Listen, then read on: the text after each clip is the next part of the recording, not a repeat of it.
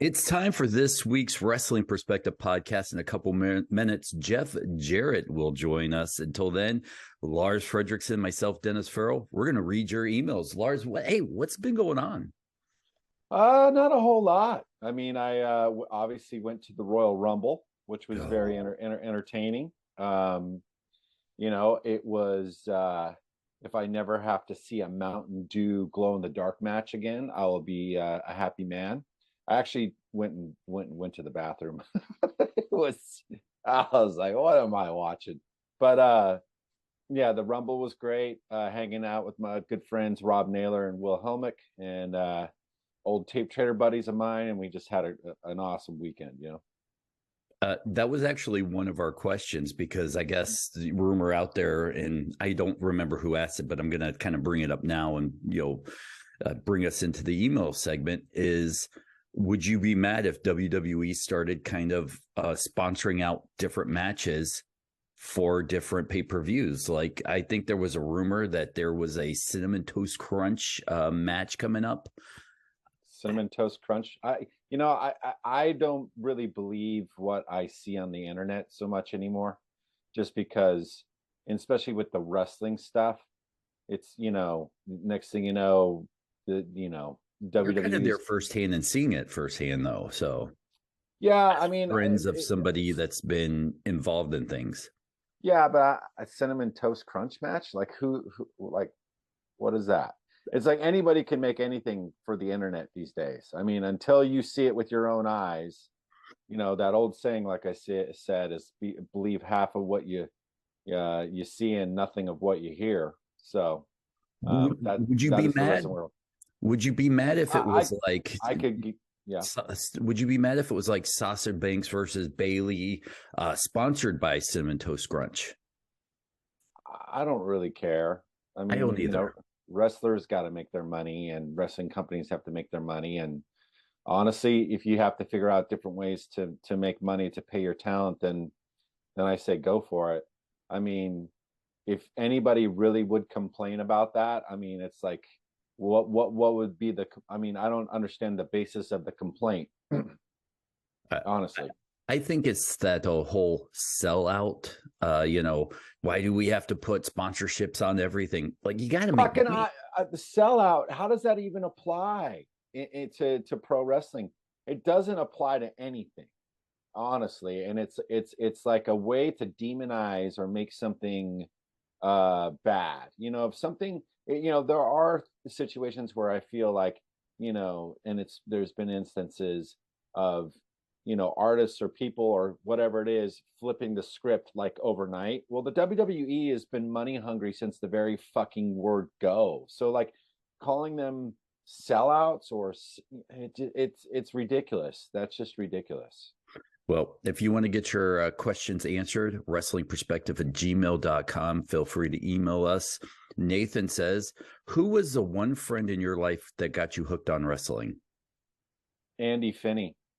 He was from Detroit, Michigan, and his family moved to Campbell, California, and he was an older gentleman, and that's when I first saw it.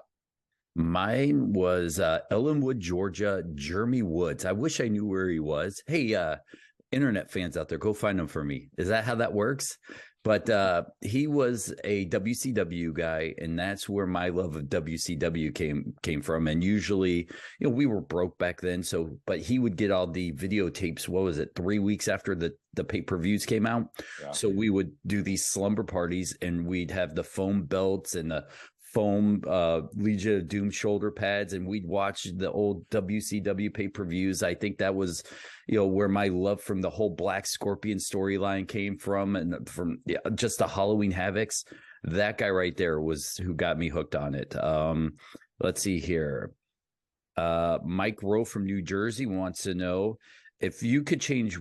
Mike Rowe from New Jersey wants to know, does AEW have too many championships?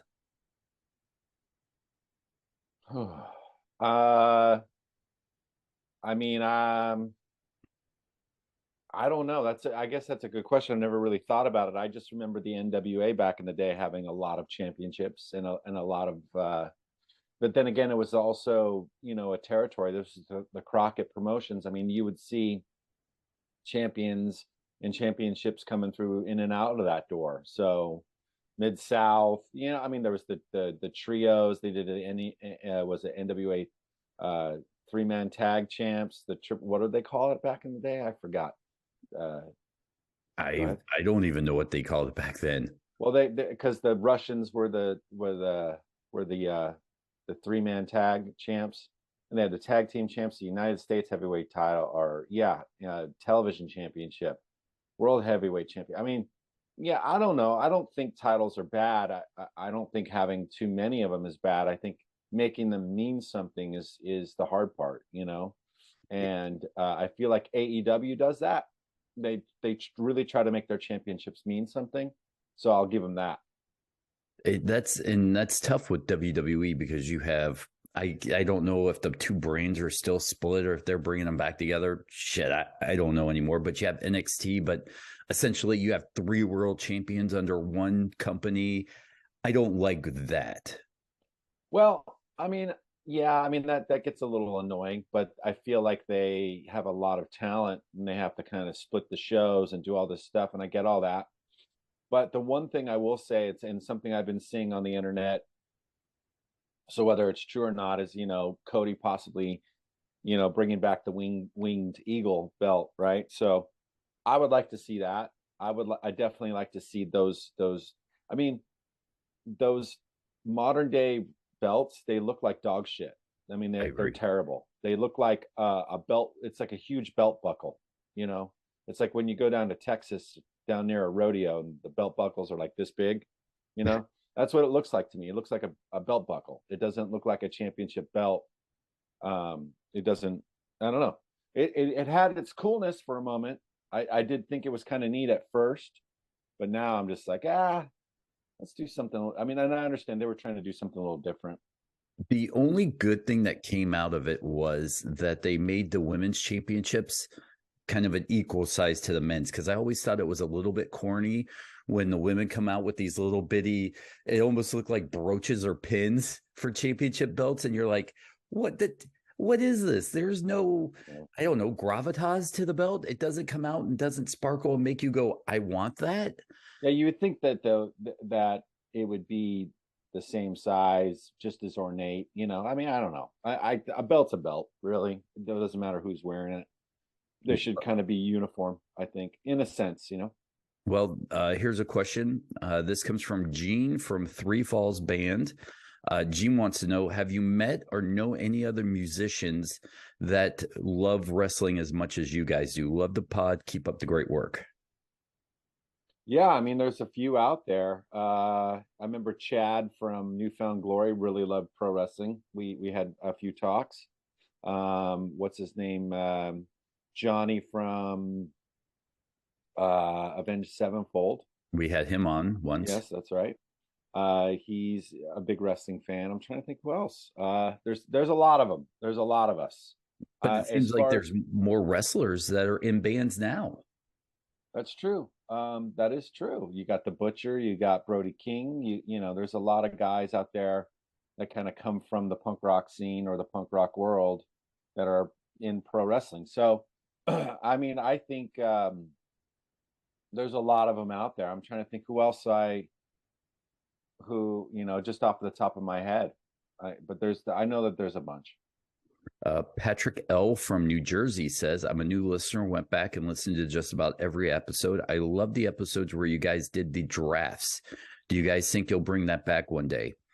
I think yes. I think what we should do is actually have a few guests with us, though, to do that, because then I feel like it's more fun, because if you're picking between 4 people or 5 people, your pick might just get stolen, and then you need backups. So I think 4 people is probably like the most I'd want, but I feel like we know a few guys that would probably like to take part in that. Oh, if we do, we have to bring back Dimitri Young in a heartbeat for that. Oh, for sure, for sure. But that was back when, we had 18 guest hosts with us, and it and it gave us something to do, because it was, I'll say this a little behind the scenes. It was a little daunting when we interviewed someone and you only got 2 questions asked per show, and it was a guy you really loved. That was the only downfall. But the benefit was, when you didn't have a guest that week, you'd have one topic, they all talk, and I didn't have to do any work. Right.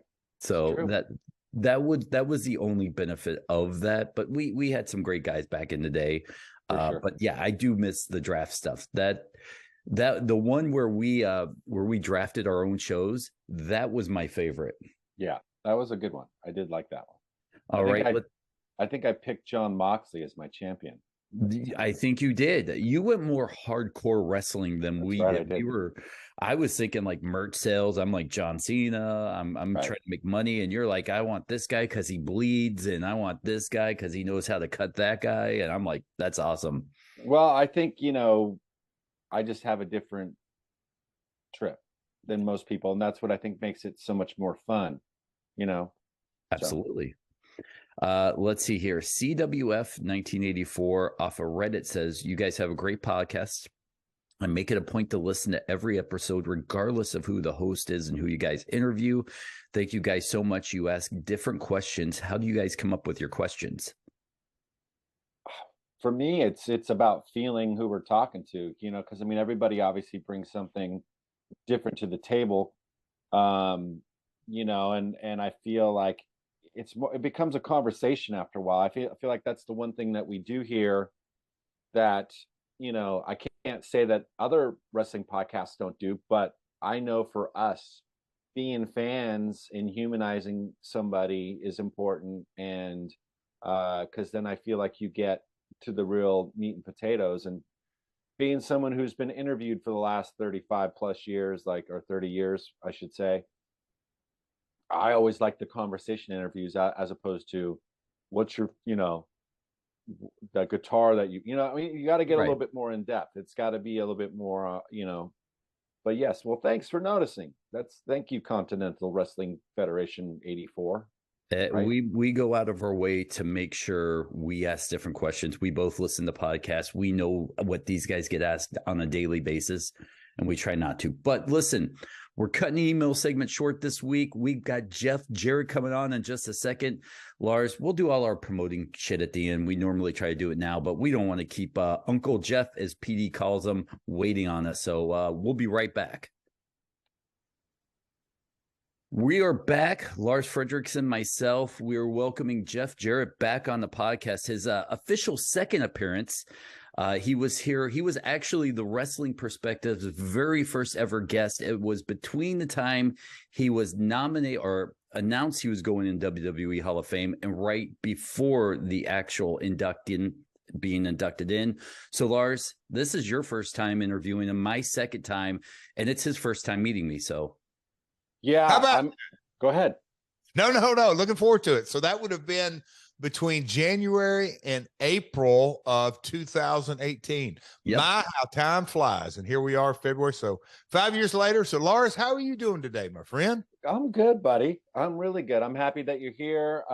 You're one of these guys over the years that I've followed your career from the, as maybe you do know, maybe you don't know, but I'm an old wrestling tape trader.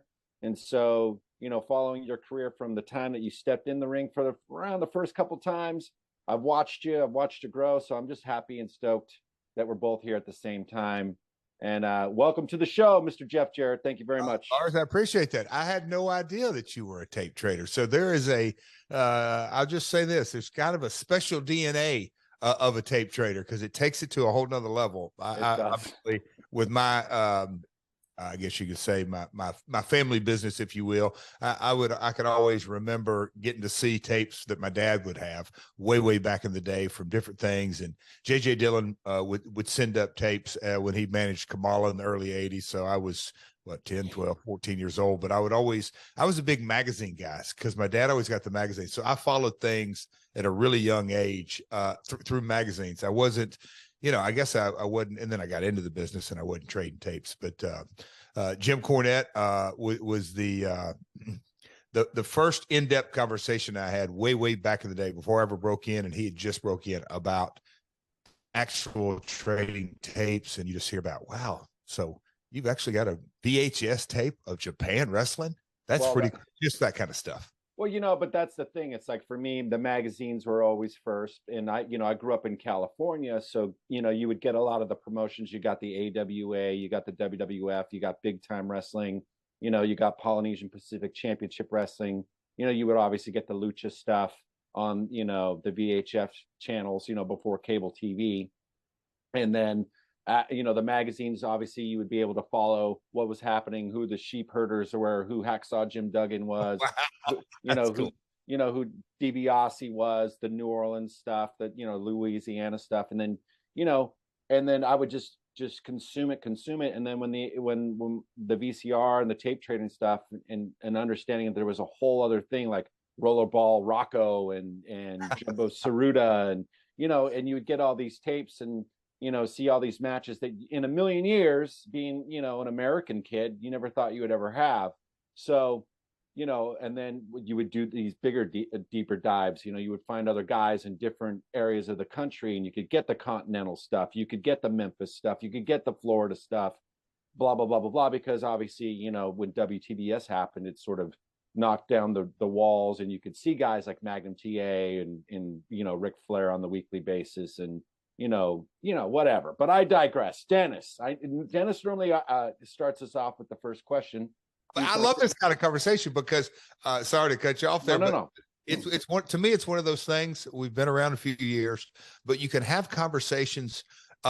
Even some guys in their 20s and 30s that know enough about the territory days, and in my case, obviously, there's always got to be a Memphis story. But even if it's Otto Wines, Germany, just all the different areas around the world, it's one of those things that I've often said: if you know, you know. It's one of those things. If you don't, you have no context, and you were introduced to the business in the Attitude Era, and which is great. It brought a ton of new fans in, of course. But a lot of folks they can't even contextualize. Oh, wait. Wrestling actually existed before Raw and Nitro, and they just don't have that context. So that's why I'll often say, if you know, you know. Yeah. So Dennis, me and Lars took over the first 8 minutes. Would you like to join in on your show? I went to lunch. I just got back, guys. What are we talking about? Thanks for the invite. Okay. Yeah. But you've been around a while, and you were one of those guys that it seemed like just recently, before you started your podcast, where people in the industry and fans seem not to let you off the hook for things that have happened in the past or other things that they've heard through the grapevine. Now that you've got this podcast, My World with Jeff Jarrett, which I'm a fan of, it seems like a lot of that online hatred for Jeff Jarrett is slowly melting away. And I know you're one of those guys that probably doesn't give a rat's ass of what the majority of the online wrestling fans think of you. But is this kind of a change for you where you're kind of enjoying this now, where fans might be a little bit more friendly towards you? I've got kind of a different slant on this. Conrad Thompson, my partner, said it really from day one. Jeff, people just don't know their story. And when they don't know their story, they really don't have a clue about who you are, the personal side of you or the family side of you, or maybe even the business side of you. They just see you as, whether it's Double J, Jeff Jarrett, or, he laughs and cuts up, Simply Irresistible or Chosen One, whatever moniker, King of the Mountain, whatever you want to throw in here, they just kind of know you from that slant.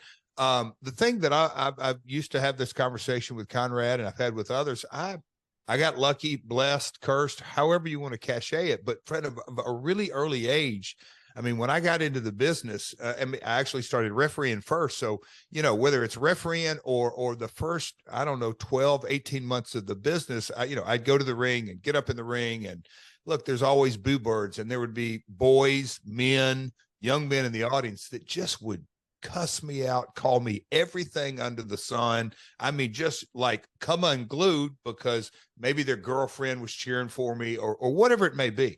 But those same guys that were on the front row or the back row or whatever, be yelling at me, they would be the ones in the parking lot wanting my autograph first.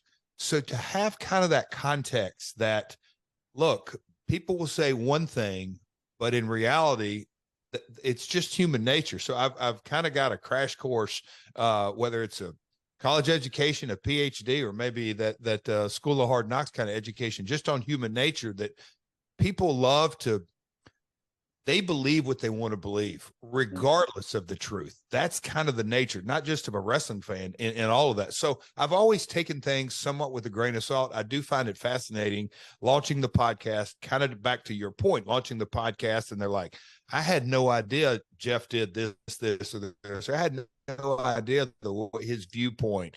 And, you know, I'll see often on Twitter, I grew up hating Jeff Jarrett. And I'm thinking, yes, that was kind of by design too. But no, it is fascinating. In the world we live in, social media, God bless it. A lot of people get irritated at it, but I think you have to have a good perspective on it. I think it's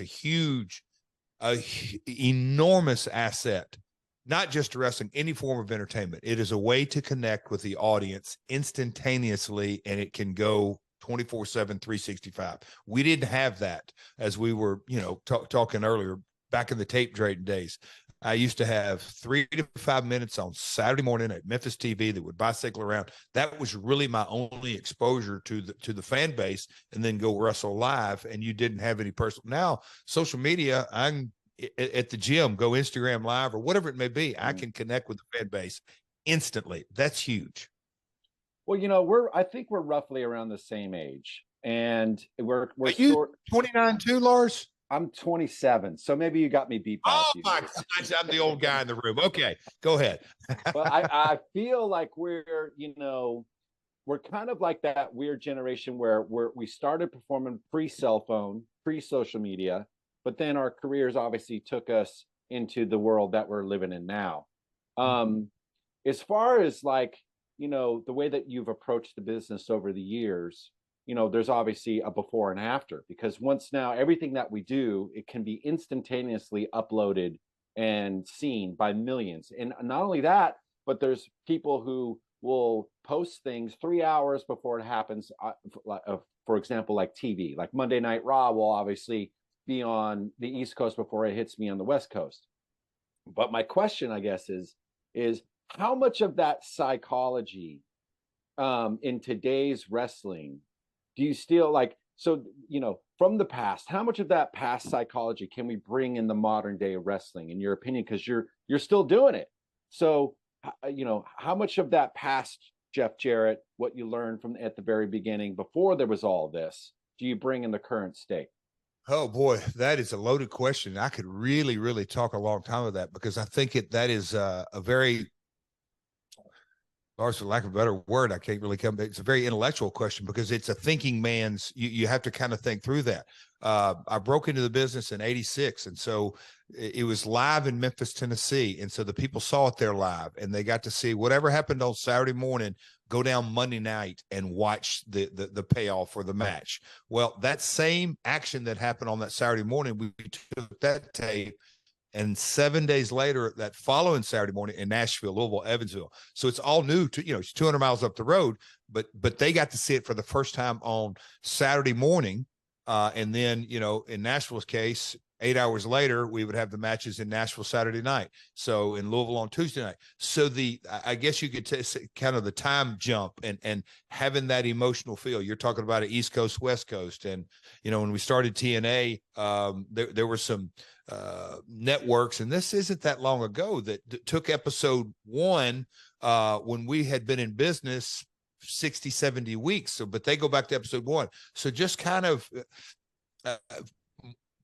more than anything, Lars, I think it really taught me that at the end of the day, you know, it's professional wrestling, and that equals sports entertainment. But obviously we're not true sport, but, you know, we lean into that entertainment where, you know, you can shoot a movie and it doesn't air for 2 years from now. So episodically speaking, that we are really telling a story. And if you don't have a simplistic story in our business, no matter how long the time is, it to me, it's really about storytelling. It's not so much about, although the false finishes and the ins and outs, but every match is a story. In your business, music, you know, you can be the best instrumentalist and everything that goes with it. But if it's not really laid out in I'll call it a story, a song, but yeah, what we are is storytellers. And I think that goes with so many forms of business, not just entertainment. You know, if you're selling mortgages like Conrad, it's still a story. If you're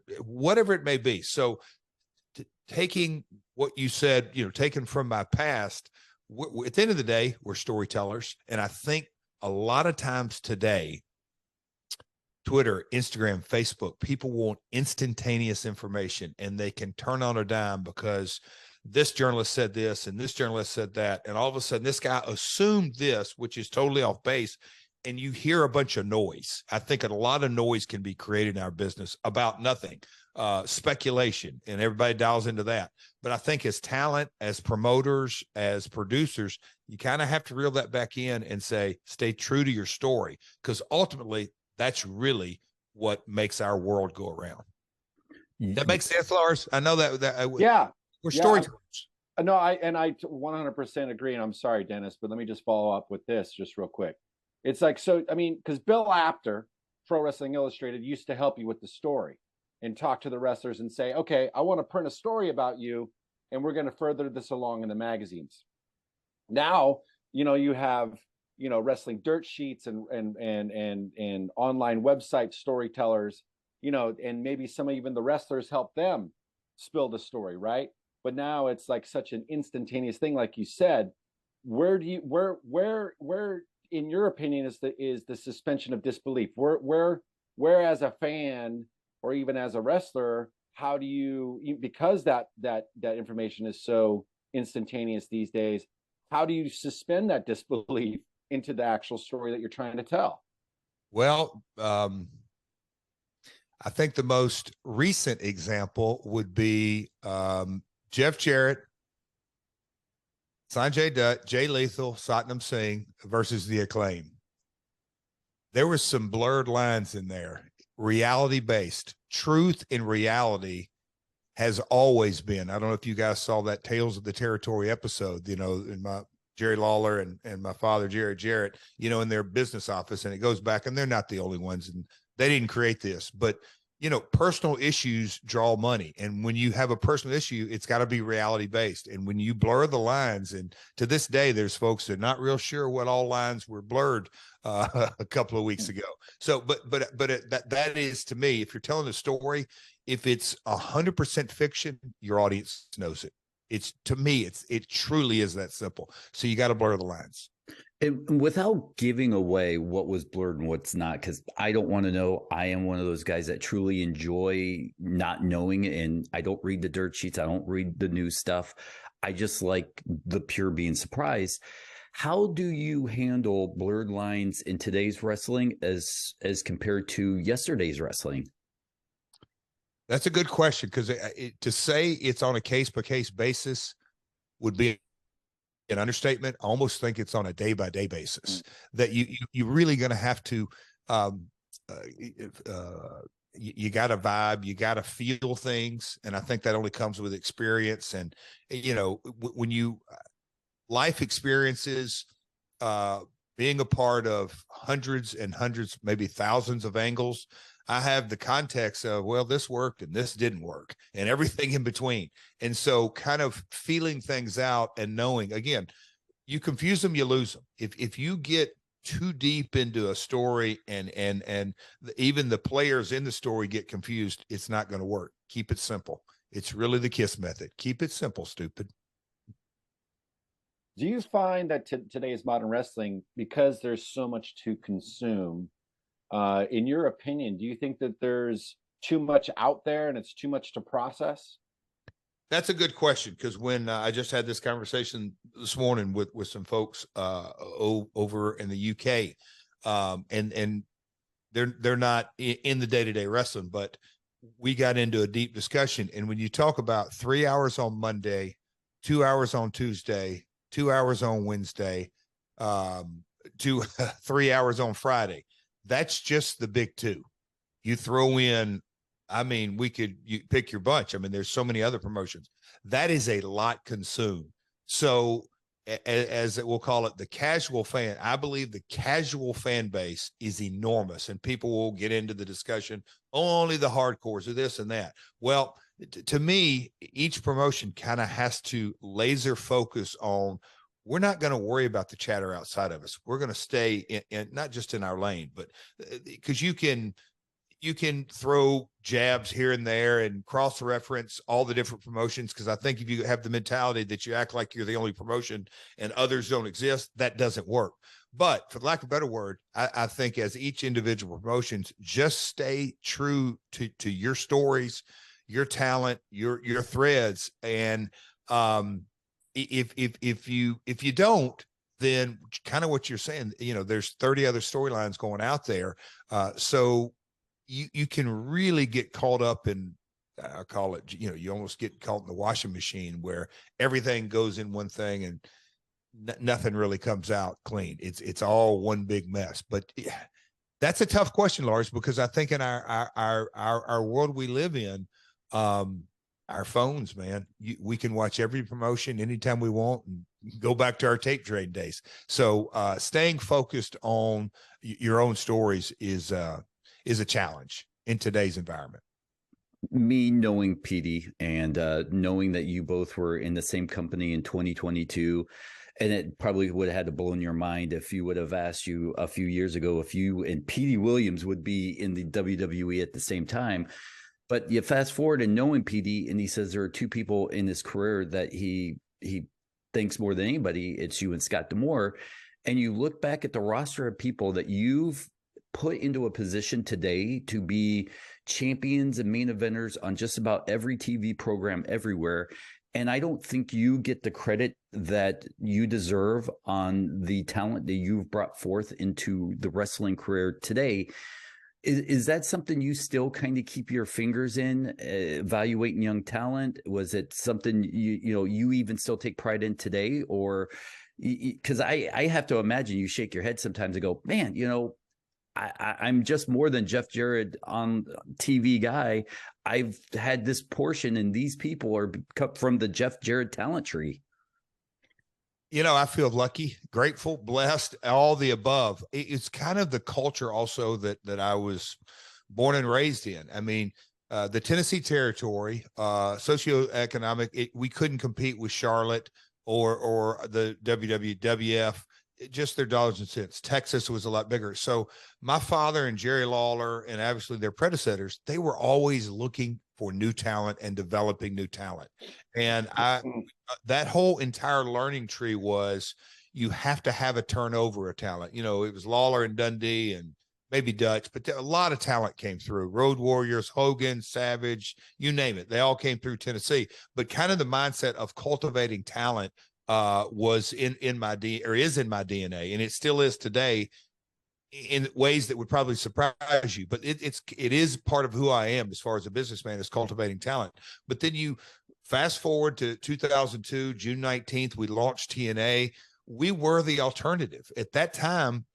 As Lars pointed out, there weren't cell phones or YouTube. It was pre-social media, pre all that kind of instantaneous information. So we, the internet was just kind of getting its legs under it in a big way. So we were the alternative. And so that culture that we created, that early TNA crew was kind of small. And then we grew. And then, as you know, Team Canada and Samoa Joe and AJ Styles and Beer Money, just the development of talent through the years was something that was really a part of it always will be a part of my DNA. And I just kind of think as we progress along, I think the opportunities in 2023 to develop talent they're out there more than ever.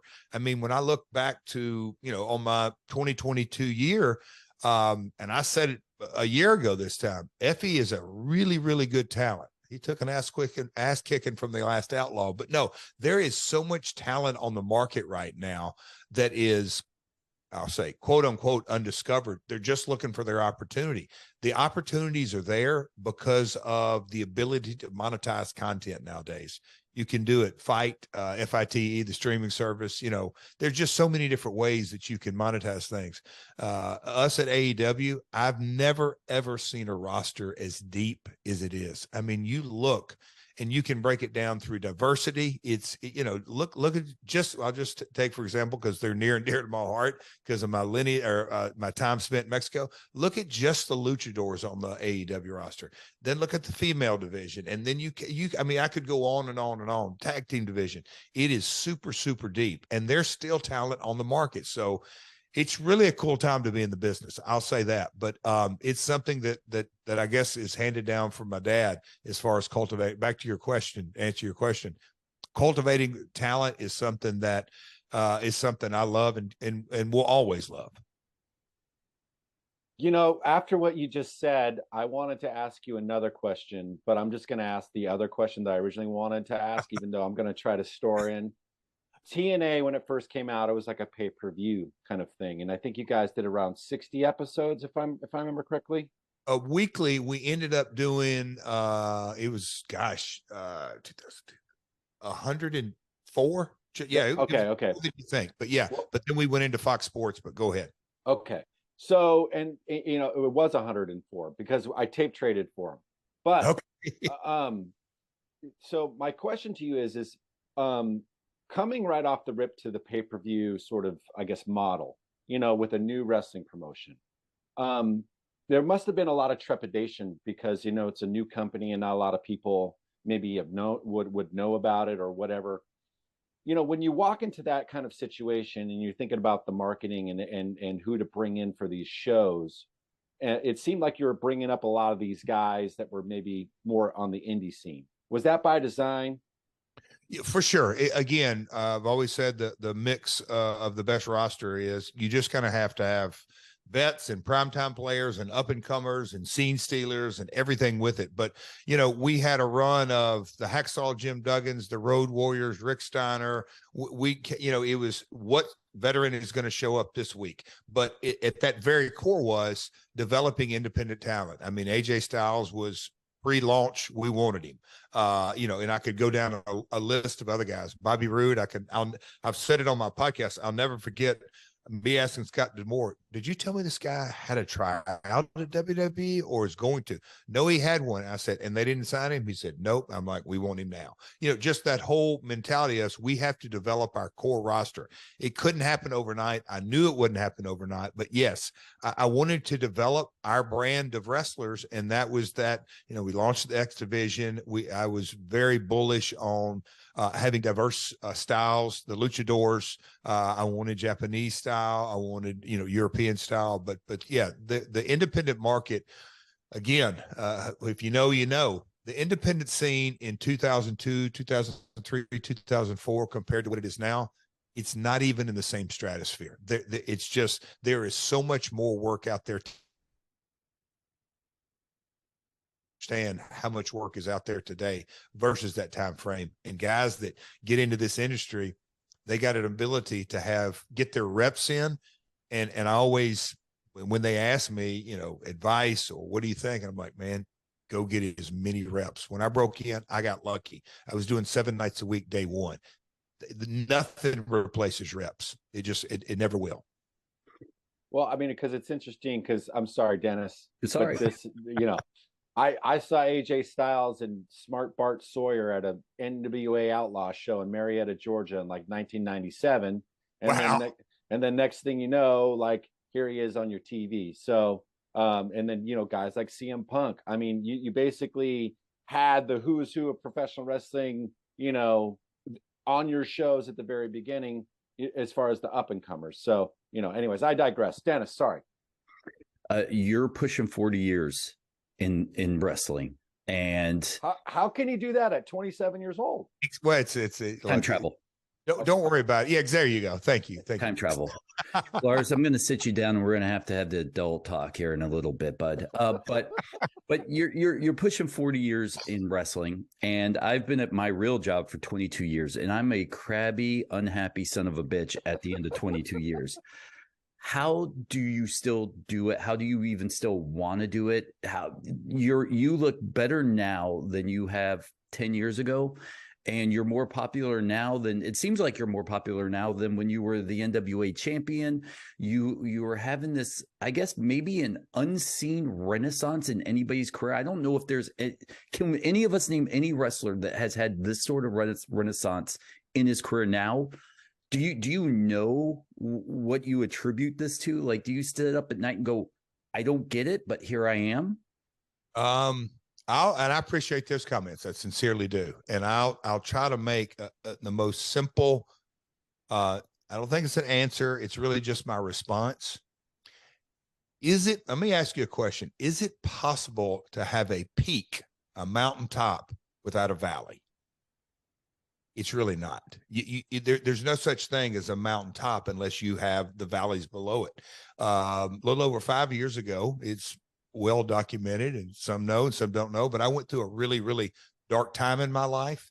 And during that time, I think it gave me a great new perspective, a new outlook. I view things differently.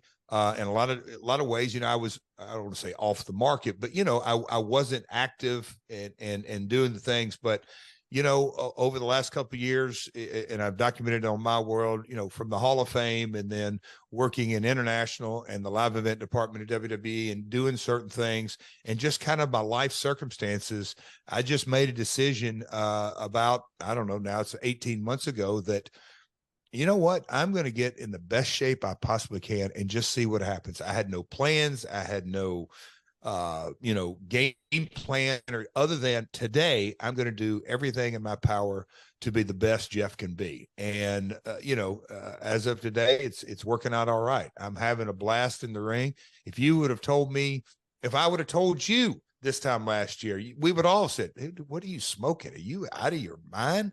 But, to me, the AEW situation, and hats off to Tony Khan. He's the one, it goes without saying, he greenlit it. It's the Khan organization, and he greenlit the situation. And so I always said, definition of luck is when preparation meets opportunity. I feel like I was prepared. I stayed prepared. The opportunity came along, and our relationships with our core group, me and Sanjay, go back 20-something years, early days of TNA. Me and Jay Lethal, almost that long.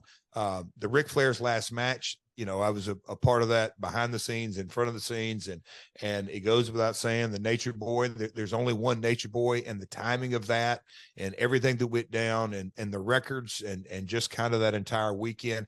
It's kind of been just 2022 was just the timing of everything. For me to get the opportunity to go from Game Changer to the NWA to SummerSlam, as far as, being a part of that, to Ric Flair's last match, and then, the Sting situation, for me and Sting to step in the ring in 2022, and the history that we've had that went back 25 years, that was surreal. So I can't put my thumb on it, other than, it sounds old cliche-ish, but if this is a words of advice that I'm talking to myself more than anybody. Get up every day and literally put your best effort. Be the very best you can for that day. Good things are going to happen. I feel like we hit a certain age in our lives and we let bygones be bygones, but we also have these minds for what we do. And I know that you have an incredible mind for professional wrestling. I've produced records, I've done these things, and sometimes at certain points of my lifetime, it was very hard for me not to give my opinion. And it sounds like through your process where you're at now, you've sort of realized that sometimes it's better to sit there and look stupid than open your mouth and say something stupid, right? So please feel free to borrow that if you want. I will. But well, you do it all the time, friend. So that's where I came up with it. But my I guess my point is like, you've been with every single company, and you sort of have a really good idea how things should work. Is it hard for you at this point in your life, even with all this sort of introspection that you've done, this dark time that you went through? Is it still hard? Is it hard for you to keep your trap shut? Or do you sit there and just say, well, you know what, they're going to figure it out? My friend, I think me and you both can relate to this. Experiences, if you really focus on learning from your experiences, and I went a lot of years that had a lot of experiences, and I'd never stopped to process and say, what can I learn from that? And now, what role did I have in either making that a success or a failure? Probably more importantly, as a failure. You know, what our ego likes to tell us is, if it went great, I get all the credit. If it went bad, somebody else screwed up. It's really the opposite. You know, what is my role in it? And I just think with those experiences come wisdom. And when you begin to really process things and get a little bit wiser and get a little bit wiser, you learn to understand, for the most part, if somebody comes to you and asks advice, it's a completely different set of circumstances, other than if you walk into a situation and say, hey, folks, let me tell you what you're doing wrong, AB. That never works. Ever works. So a guy that comes up to me or whatever, if somebody's wants to engage, I'm more than willing to ask questions first, then give some advice. I don't ever give advice without kind of understanding more of the situation, but experience does that. I'm a better father that way. It's just, look, I was a hellion as a kid. I raised hell. You know, but my parents were divorced, but I put both of them through hell. And as I look back on things, it's at the end of the day, we want to do it our way. And, you know, life is just that way. You just kind of have to have some experiences. You got to have some failures, learn from those failures, pick yourself up. But Lars, you said it well. It takes real wisdom to just keep your mouth freaking shut and just let things happen, because a lot of times, like you said, they'll end up coming back around and saying, hey, what do you think? And then they've got some experience under their belt of things not going right. Then they're much more open to learning. I know we got to wrap this podcast up, and Lars and I each have one more question. And I've always wanted to ask someone this as one of the old school guys, maybe even a gatekeeper of the industry. Before they let anybody in, you had to pass or know a wrestler, and he had to give you the green light. And then maybe you could get into the industry. We're in this new age where there's media scrums. Everybody has podcasts. And you being an old school guy where you had to keep your mouth shut. Secrets were secrets. People got kicked out of the industry for talking.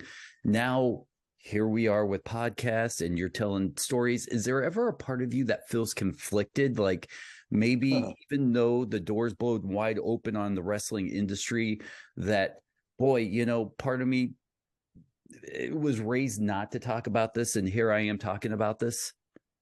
Man, I got a couple of different ways to take this, but it's almost like, you know, do you really want to spit in the wind? Are you really going to fight progress? Are you really going to try to pay the basketball analogy? Do you really want to go out and run an offense on basketball and act like the 3-point line doesn't exist? If you do, you're going to get your brains beat out, because they go down to the other court and the other guys, they're bombing threes and scoring. And so all of a sudden they're getting 3 points for every time they score. You're getting 2. It doesn't work. So, you know, we can choose to fight the evolving times or not. But what has become a real revelation, and I don't know if I'm going to articulate this right, is that the more and more people think they understand and know the business, for me, and I keep my mouth shut, but it's more and more and more and more and more and more. And did I say more and more? A enormous red light that they don't know what in the hell they're talking about. Yeah, they just don't.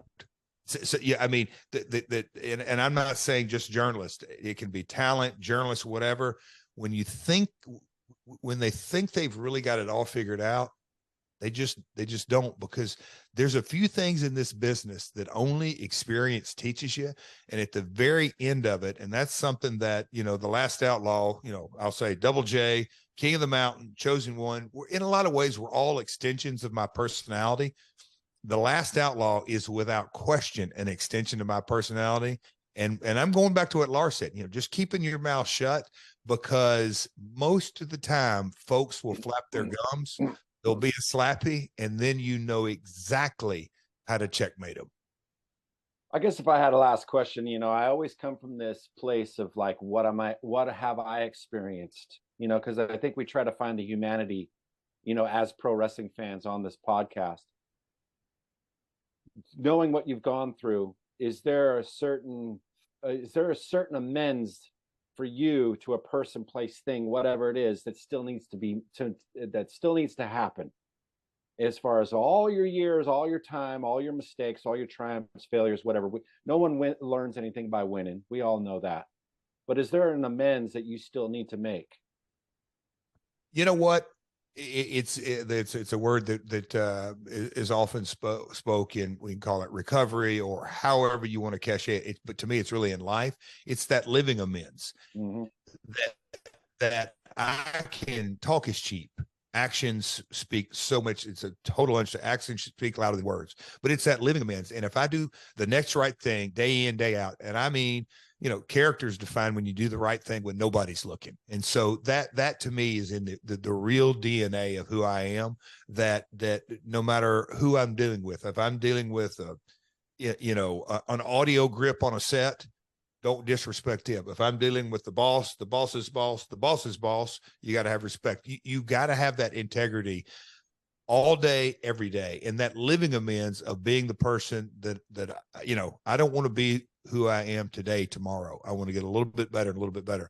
That to me is the amends that I live, because I went for so many years in this industry.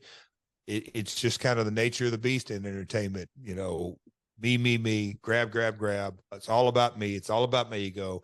The world's going to revolve around me. And that takes you to death, maybe not physical death, but certainly emotional and spiritual and mental death. But that living amends is how I live my life. Anytime I hear about you from PD, he calls you Uncle Jeff. One day, maybe Lars and I will be able to call you Uncle Jeff. Anytime. But I've got one last request before we send you on your way. Will you please call Lars Frederiksen Slapnuts for me? Because I can't talk trash to him. He's way more famous than I am. You are way more famous than he is. Just for me. No. I can't respect Lars. I can't call slap ass Lars a slap nut. That wouldn't be fair. You have to call him a slap ass. It's much more dignified. There you go. He's got the double J up. See, that's what I'm saying. I just got slapped nuts and slapped ass from Double J. There you go. I love it. But see, my guitars are real though, bro. I won't no part of your guitars. Trust me. My World podcast, go out, watch it. AEW Wednesday nights, check your local listings for times. Jeff Jarrett, thank you so much for coming back on this podcast. Almost 5 years to the day that you were on last time. Time flies. Hey guys, all kidding aside, I'm glad we got this schedule, got to do it. Enjoy life, folks. We only get to live it once. Thank you so much.